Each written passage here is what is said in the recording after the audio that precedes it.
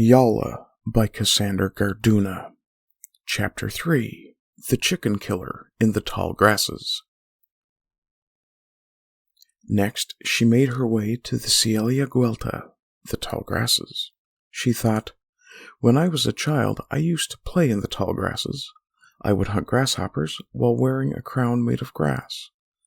I was happy there in the sunshine, with goldenrod behind both my ears. I made up songs to pass the time alone.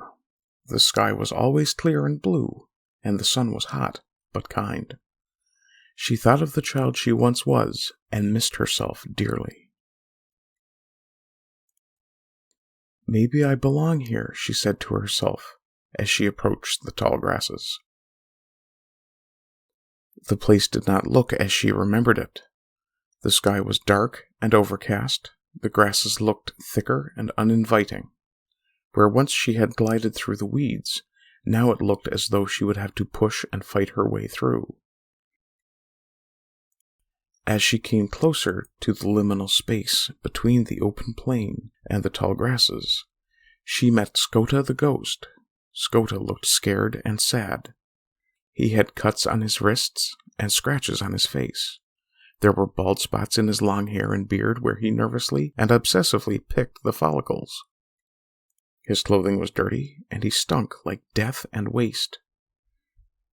"Do not enter the tall grasses," said Skota in a whisper. "Why? I played here as a child," replied Yolla. "The Canon Idraba, the chicken killer, lives in the weeds." "Will he attack me?" "Worse, he will speak to you, and you will attack yourself." "So be it," said Yolla. "I must find where I belong. I must put the blue in its place. Let me be brave." "Then take this bell, watch for the fog, and don't let it speak to you. Remember, it has no body, no form. It's just a voice.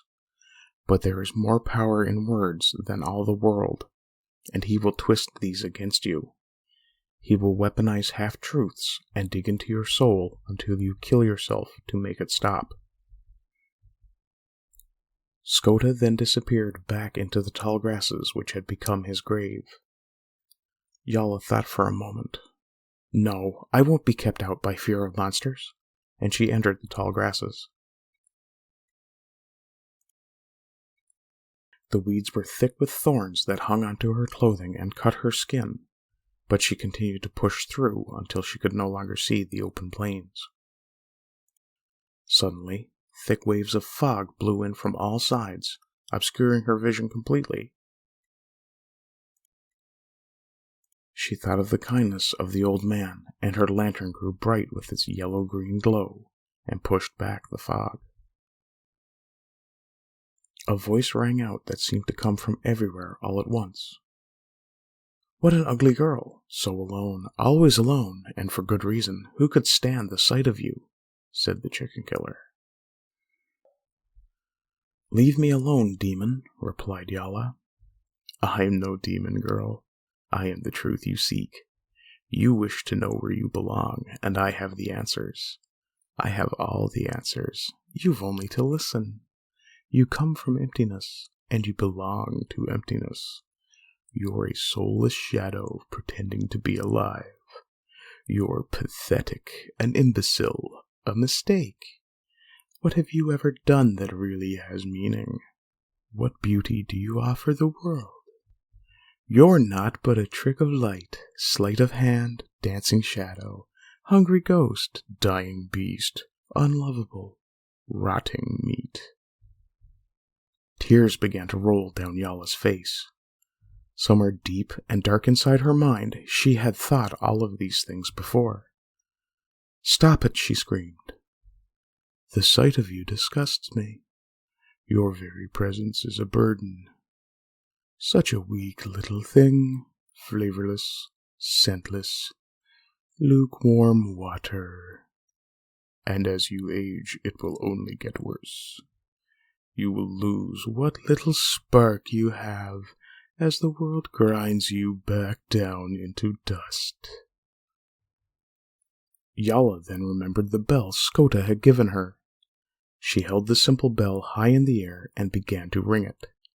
The sound drove the voice back, but the damage had already been done.